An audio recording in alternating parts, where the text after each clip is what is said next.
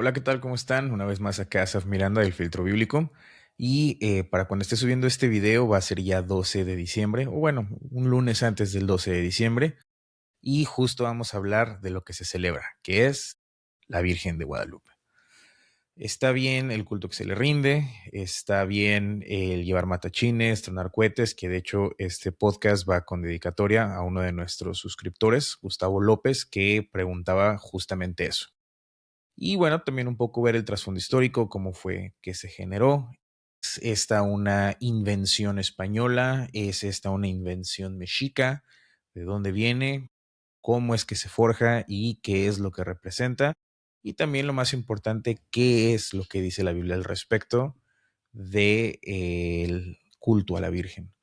Entonces, si te interesa saber o ver un poquito de lo que investigue, pues te invito a que te quedes. Entonces, empezando con el origen de la Virgen de Guadalupe. No es coincidencia que gran parte, o por no decir toda la parte de lo que hoy día es América Latina, que fue en su momento conquistada por Hernán Cortés, hay un fuerte arraigo y también un fuerte culto o adoración a la Virgen de Guadalupe. Y esto tiene que ver porque precisamente Hernán Cortés era devoto de la Virgen de Guadalupe. Entonces, pudiéramos decir que es un invento español, sí y no. Es un poco, se fue desarrollando. Entonces, te voy a dar un poco el trasfondo histórico. Según la tradición católica, en el siglo XIII, puntualmente en el año 1326, en la región de Extremadura, España, se hace la leyenda de Gil Cordero. ¿Quién era Gil Cordero? Él era un arriero o un vaquero, si lo quieres de alguna forma, que tenía precisamente un rebaño de vacas. Una de estas vacas se le pierde y entonces sale a buscarla. Acto seguido la encuentra, pero la encuentra ya desvivida. Y se dice que la encuentra intacta. O sea, aves de rapiña no habían venido o algún otro animal carroñero a tratar de comerse los restos de esa vaca. Y entonces es ahí cuando se le aparece la Virgen y le revive a la vaca. Te voy a citar acá, toma en cuenta esto es español antiguo, entonces a lo mejor si no te suena del todo bien, pues es un poco por esto. Entonces dice, no hayas miedo, K, yo soy la Madre de Dios, por lo cual alcanzo la humanal generación redención. Toma tu vaca y ve, ponla con las otras, K. De acuesta vaca habrás otras muchas en memoria de acueste aparecimiento que aquí te apareció. Y después la pusieres con las otras vacas, irás a tu tierra y dirás a los clérigos y a las otras gentes que vengan aquí a este lugar donde te aparecí, y aquí caben aquí y hallarán una imagen mía. Entonces, esta es la aparición tal cual, según la historia o la leyenda. Gil Cordero va de regreso a su casa, llega y se encuentra con su esposa llorando porque lamentablemente su hijo también fallece. Entonces, Gil le dice a su esposa lo que acaba de suceder con la aparición de la Virgen y la vaca, y acto seguido su hijo regresa a la vida. Para esto, los clérigos ya venían en camino para darle los santos óleos y, oh sorpresa, el niño está vivo, está sano, y entonces es cuando Gil les dice la noticia de que pues la Virgen se le aparece y que van a tener que cavar junto al río de Guadalupe. Entonces, es así como ellos van y encuentran una figura en madera negra tallada con la Virgen de Guadalupe. Justamente esta Virgen fue tallada por el mismísimo San Lucas, o sea, sí, el que escribió el Evangelio de Lucas, y llega a Mesopotamia con ellas, de ahí termina siendo un regalo para los reyes de España, los cuales en un momento la ponen a resguardo de clérigos, los cuales mismos la entierran y la esconden cuando es la invasión de los moros. Y entonces pasan siglos hasta que Gil Cordero la encuentra justamente ahí en donde él decía.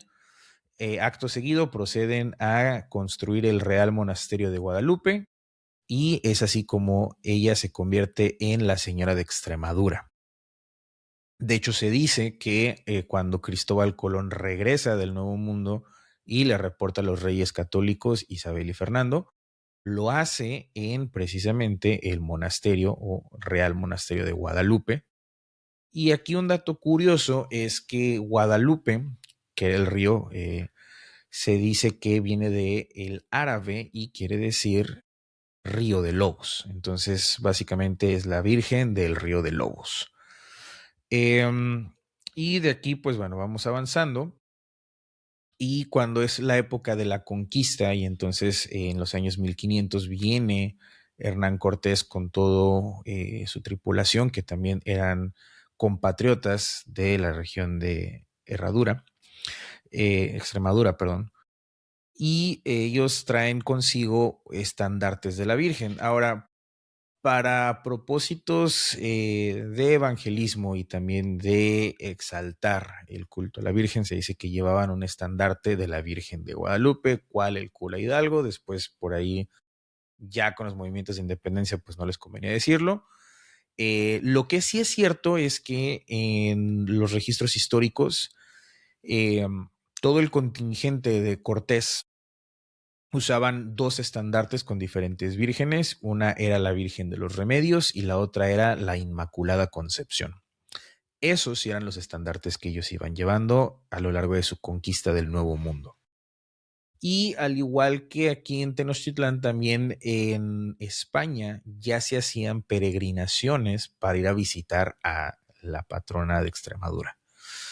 Y entonces se dan cuenta que los mexicas no son muy diferentes y que ellos también hacían peregrinaciones para una diosa en específico. Y aquí tú te preguntarás, ¿a qué diosa se refieren? Bueno, los españoles la pusieron en libros como Tonantzin.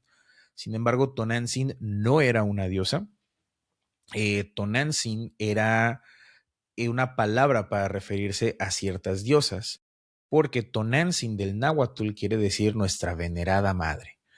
Entonces, este era un término que utilizaban para tres diferentes diosas. Una era la Coatlicue, otra era Tosí y la última era Cihuacóatl. Cihuacóatl, esta última, es a la que iban a hacerle peregrinaciones al cerro del Tepeyac. A lo mejor ahí ya te suena un poquito familiar. Y dentro de las creencias de los mexicas, ella representaba el ciclo de la vida. O sea, sí era la diosa de la fertilidad, pero también un poco tenía que ver con el cierre del ciclo, o sea, la muerte. ¿Qué creían ellos? Que cuando tu alma dejaba tu cuerpo y se iba al Mictlán, tu cuerpo, que eran los restos que quedaban aquí, eran tragados por la tierra o por Cihuacóatl para que pudiera continuarse el ciclo de la vida. Por este motivo es que a ella se le llevaban ofrendas florales, pero también se le ofrecían sacrificios humanos y también se le hacían danzas. Por eso, y de hecho desde ahí viene el tema también de los matachines. Por eso ves que los matachines visten con estos penachos, con estas sombreras, que pues es en alusión a mucha de la indumentaria mexica. También los cascabeles que llevan como desde abajo de la rodilla toda la pantorrilla y la espinilla hasta los tobillos, los guaraches y demás. Y precisamente ellos hacían danzas al ritmo de los tambores, igualito que lo hacen los matachines hoy en día, o más bien los matachines lo hacen igual que como los mexicas en los años 1500. Eh, Cihuacóatl era representada como una mujer serpiente, de hecho su nombre eso quiere decir, es mujer serpiente, y ella la representaban como una mujer de tez morena que vestía de blanco, con cabello negro suelto y cargando una cuna. Dentro de la cuna no llevaba un niño, llevaba un cuchillo de obsidiana o de pedrería.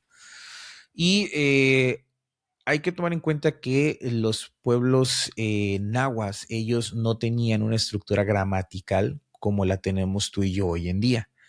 Ellos leían códices. ¿Qué son los códices? Son estas imágenes, ya sea talladas o pintadas con pictogramas, que representaban o daban a entender algo. Igual o muy similar a como eran los jeroglíficos egipcios que tú puedes encontrar en las pirámides y demás. Entonces es algo muy similar. Y como ya lo dijimos en episodios pasados, por mucho que intentaron demoler cerros, perdón, templos, y con las mismas piedras de esos templos demolidos construir iglesias y tratar de imponer el catolicismo, los mexicas se seguían resistiendo.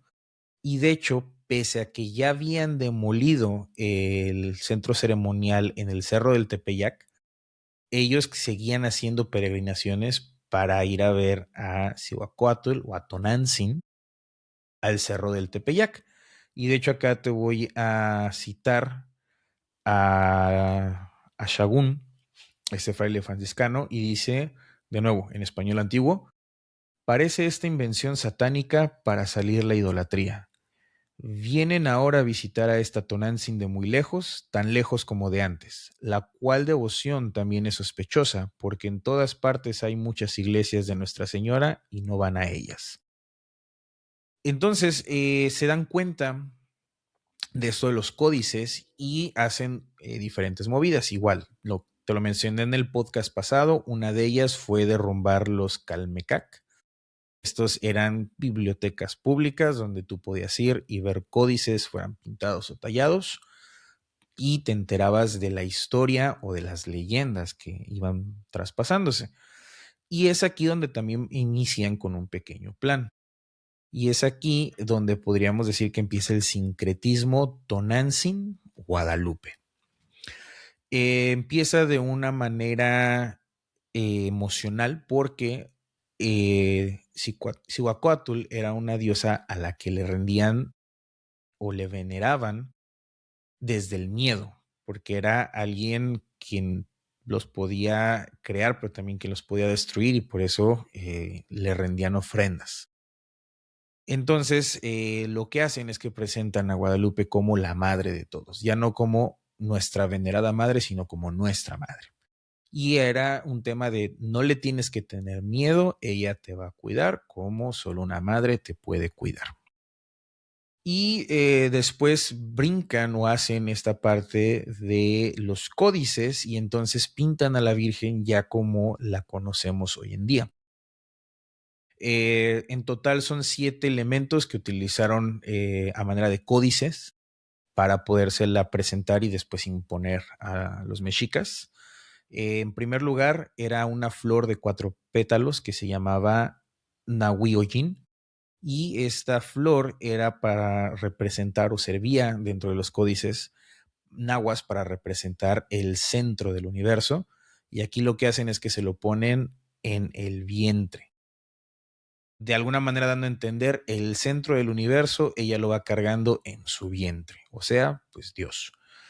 Le ponen una cinta negra, si tú ves la imagen, tiene sus manitas así, y acá donde yo traigo las pulseras y el reloj, traía una cinta negra o trae una cinta negra, lo cual pues es un distintivo de las mujeres que están embarazadas dentro de la cultura mexica, y tiene el pelo suelto. ¿Por qué es importante? Porque dentro de la cultura mexica, las mujeres casadas se tenían que trenzar el pelo y las mujeres solteras podían andar con el pelo suelto.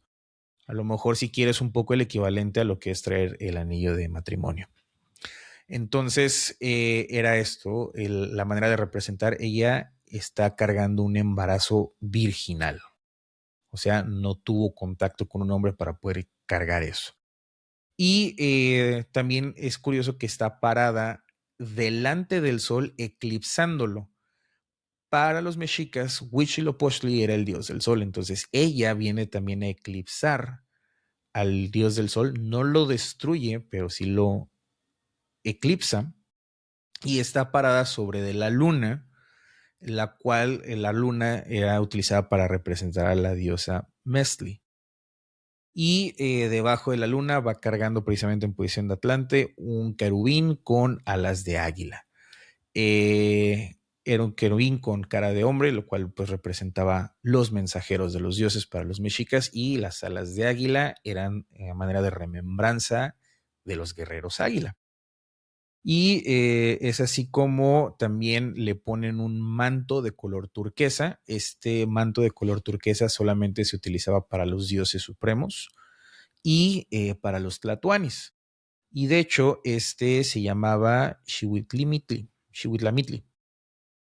Y era únicamente utilizado para los dioses Ometeotl y Huitzilopochtli. Y acá, bueno, pues se lo están poniendo a ella.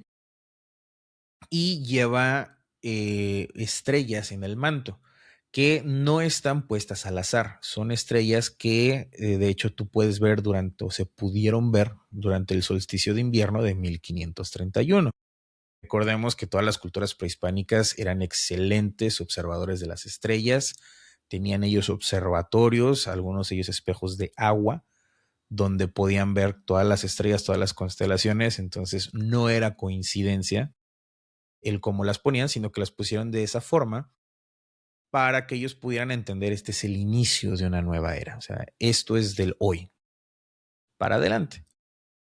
Y es aquí donde utilizan una pequeña leyenda, que es la historia de Juan Diego. Si te acuerdas de la historia de Gil Cordero, igual y ponle un pin ahí mental y ahorita lo vas a utilizar porque según la leyenda o la historia mexicana, se dice que en diciembre de 1531 un indígena de origen macehual de nombre Juan Diego, ahí te lo voy a leer despacito, que era Cuautlatoatzin, caminaba de hecho por el cerro del Tepeyac. Y entonces en medio del canto de las aves escucha una voz de mujer que le llama por su nombre, resultando ser nada más y nada menos que la Virgen de Guadalupe. Ella se le presenta y le dice que tiene que ir con el arzobispo para que ahí le construyan una ermita. En este caso estamos hablando de el obispo, perdón, sí, obispo, no arzobispo, Zumárraga. Y entonces pues va Juan Diego y le dice, me acaba de aparecer la Virgen y me dice que quiere que ahí en el Tepeyac se haga una ermita para ella. Y obviamente el obispo le dice, bueno, pues tráeme pruebas de que esto es real, que se te apareció. Entonces va de regreso Juan Diego, le comenta a la Virgen y ella le dice, bueno, vas a ir y vas a ir a cortar rosas de Castilla a este punto y se las vas a llevar al obispo. Se supone, si te acuerdas, pues te dije, esto fue en diciembre. Entonces, esto es invierno y en el Valle de México era imposible que estas flores se dieran en esta época del año. Pero Juan Diego encuentra todo este montón de flores, las corta y las pone en su manto, que en este caso se llamaba tilma, y va con el arzobispo, perdón, con el obispo, y le enseña al obispo Zumárraga las flores que se supone era imposible que hubiera, las deja caer y cuando las deja caer y abre su manto o su tilma, está ahí ya sublemada la imagen de la Virgen de Guadalupe con los elementos que te acabo de describir. Muy similar a lo mejor a la historia de Gil Cordero. Entonces, por lo mismo a los españoles no les costó trabajo adaptarla y pues la utilizaron para imponerla sobre de los mexicas. Y es así como construyen lo que hoy día es la Basílica de Guadalupe. Obviamente ha sufrido remodelaciones y ha ido cambiando, ya no es lo que era en el año 1500, pero lo importante aquí es que en el centro ceremonial a donde se iban a hacer las peregrinaciones, se hacían ofrendas florales y donde se hacían las danzas ceremoniales, en lugar de ahora hacerse pues para Cihuacóatl o para Tonantzin, ahora lo iban a hacer para la Virgen de Guadalupe y con un códice que representaba una nueva era y una superioridad sobre de los dioses prehispánicos o mesoamericanos. Y es así pues como empieza a adaptarse y se va arraigando dentro de la cultura mexicana como la madre de todos los mexicanos. Ahora sí, ¿qué dice la Biblia al respecto de estas creencias? ¿No? Empezando por lo que adaptaban los pueblos mesoamericanos dentro de sus códices para hacer sus ídolos y lo que pues posteriormente fue Gil Cordero con el tema de la figura tallada en madera negra de la Virgen y después lo que era Juan Diego. y es que no te hagas imágenes ni idolatres. De hecho, estos son los primeros dos mandamientos. Si te preguntas dónde están en el Éxodo, capítulo 20, ahí te vas a encontrar los 10 mandamientos. De los versículos del 3 al 5 te vas a encontrar el primero y el segundo, que es precisamente lo que te voy a citar ahorita, y dice, no tendrás otros dioses delante de mí, no te harás imágenes ni ninguna semejanza de lo que esté arriba en el cielo, ni abajo en la tierra, ni en las aguas debajo de la tierra. No te inclinarás ante ellas, ni les rendirás culto, porque yo soy el Señor tu Dios, un Dios celoso que castiga la maldad de los padres sobre los hijos, sobre la tercera y sobre la cuarta generación de los que me aborrecen. Entonces, es eso.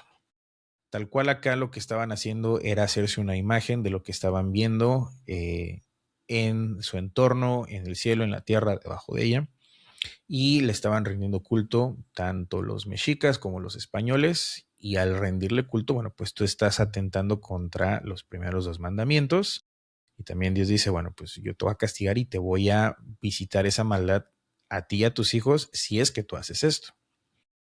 Ahí queda. Y también algo muy importante es que en el Nuevo Testamento también hacen una reafirmación de esto. Y precisamente el apóstol Pablo le escribe a su hijo Timoteo acerca de esto. Y estoy hablando de primera de Timoteo 2, versos del 4 al 5. Y dice, quien quiere que todos los hombres sean salvos, o sea, Dios, que es quien quiere que todos los hombres sean salvos, y que lleguen al conocimiento de la verdad, porque hay un solo Dios y un solo mediador entre Dios y los hombres, Jesucristo hombre. ¿Por qué te digo esto? Recordarás del podcast anterior que cuando crean la religión católica, precisamente, lo que hacen es unificar ciertos dogmas. Entre ellos, los que eran más debatidos, y era que era Jesús 100% hombre y Jesús también es 100% Dios. Y también unifican la creencia de el embarazo y nacimiento virginal, usando a la Virgen María como un conducto. Por esto es que es muy importante hacer la mención, porque de hecho católico quiere decir universal.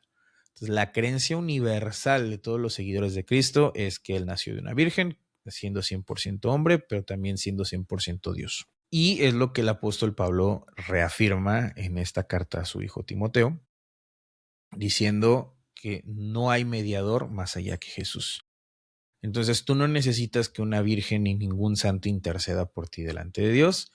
Olvídate que sea la Virgen de Guadalupe. Puede ser, no sé, también San Benito, San Judas, Valverde, si tú quieres. Y es un poco también lo que te decía en el podcast anterior, como por qué irías a hablar con la asistente del dueño de la empresa cuando el dueño de la empresa te está dando carta abierta para que ven y habla conmigo.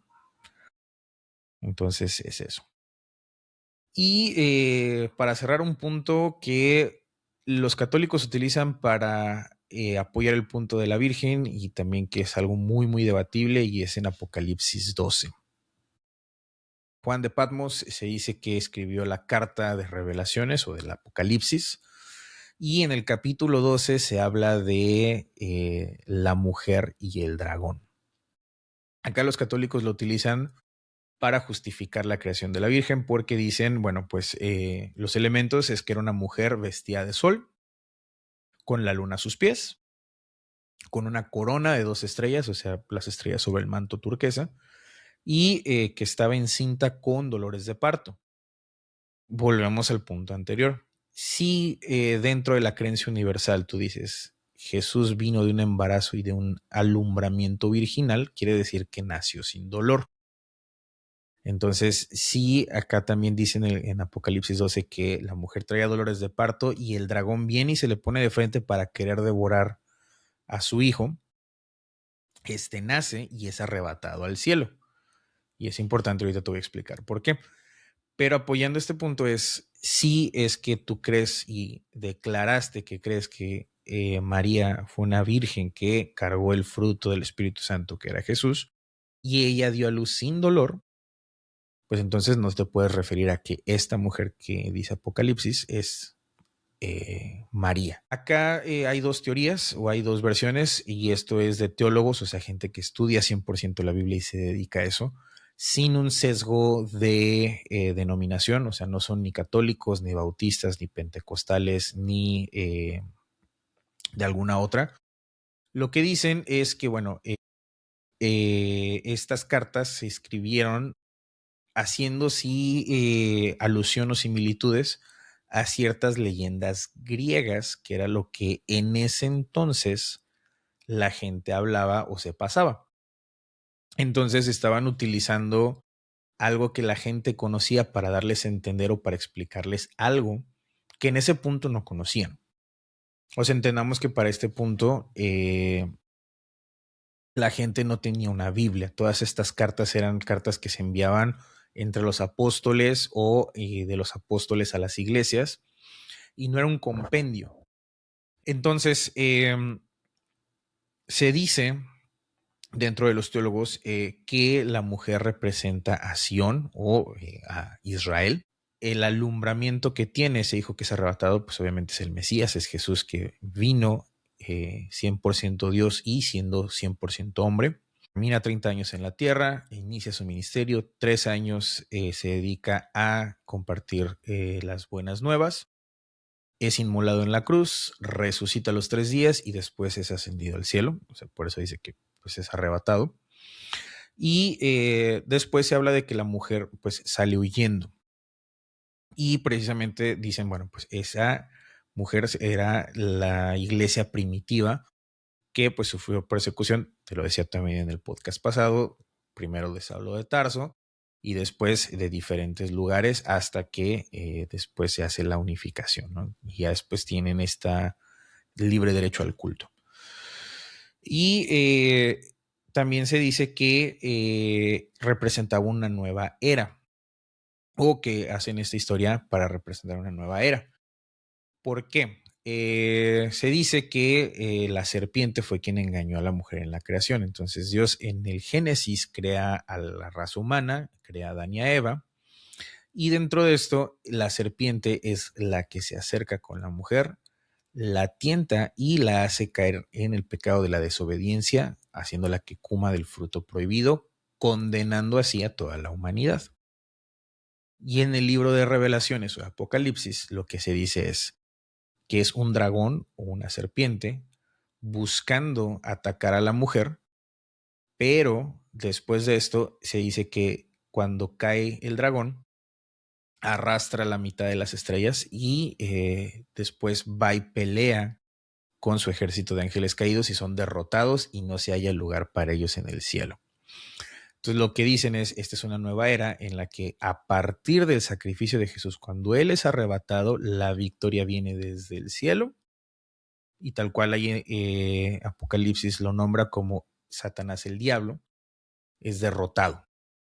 Entonces es si en el Génesis condenaste a la humanidad tentando a la mujer, ahora cuando trataste de atacar a la mujer, tú fuiste vencido. Eso es a lo que se refiere. Entonces, estas son de nuevo versiones teológicas que son aceptadas, que son de gente que se dedica a estudiar la Biblia sin un sesgo de denominación. Y si te interesa saber un poquito más, igual esta vez también te voy a dejar todo el guión en los comentarios donde vas a poder ver la bibliografía y podrás ver un poquito más acerca de estos temas. Si te interesa conocer un poco más a detalle lo que te platicaba de Apocalipsis o de las cartas de Pablo, nosotros como iglesia tenemos un estudio bíblico enfocado 100% a estos temas, donde tú puedes venir a aprender. No te preocupes, no cobramos absolutamente nada. Hey, si Cristo nunca cobró por compartir el mensaje, ¿cómo por qué lo haríamos nosotros? Entonces, pues puedes contactarnos en nuestras redes sociales y ahí puedes obtener un poquito más de detalles de estos estudios para que puedas también aprender. Si te interesó el contenido de este episodio, si te gustó, te invito a que le des un like. Si tienes dudas o comentarios o quieres hacer alguna pregunta específica, te invito a que la dejes en los comentarios. También, si algo no te pareció, no estás de acuerdo, déjamelo en los comentarios. También estoy abierto al debate. Si te sirvió y crees que le puede servir a alguien más, te invito a que también se lo compartas. Y no me gustaría irme como cada semana sin recordarte que yo no soy Dios, yo no lo sé todo, yo no tengo todas las respuestas, pero sí soy el que busca, aquel que es la fuente de toda sabiduría. Gracias y nos vemos la semana que sigue.